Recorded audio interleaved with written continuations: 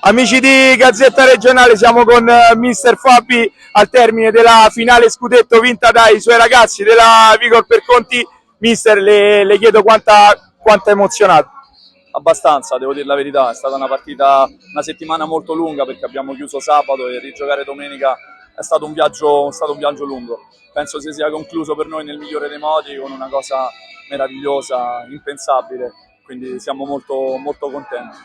Mister, 7 vittorie su 7 nella fase nazionale, un percorso straordinario. E cosa si sente di dire ai suoi ragazzi? Se già gliel'ha detto o se ancora glielo deve dire?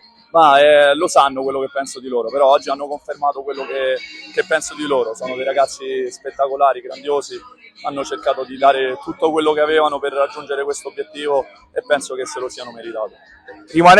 Andando adesso sulla partita, l'approccio probabilmente non era stato dei migliori perché la Sestese gli aveva messo in difficoltà, però poi è uscito fuori quello che forse gli ha portato ad andare sul tetto d'Italia, ovvero lo spirito di questo gruppo. Ma sì, sapevamo che loro erano una squadra molto forte, che aveva un approccio molto importante e l'ha dimostrato.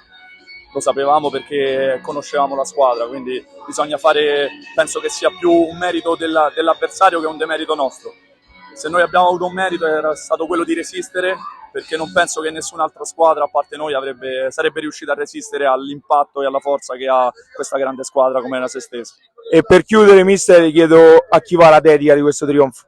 Ma ho due dediche particolari. Una è a Mister Delle Fratte, che mi ha sempre sostenuto, mi è sempre stato vicino anche nei momenti un po' più complicati, con il quale mi confronto spesso, ed è stato un valido e prezioso amico. E l'altra, consentimi di farla al gruppo classe 2009, perché un mese fa avevano perso la finale in malo modo e oggi penso che questo mio riconoscimento va anche e soprattutto a loro. Oggi erano tantissimi a tifare me e a tifare la squadra, quindi una piccola parte di cuore va per loro. Grazie mille, mister. Grazie a voi.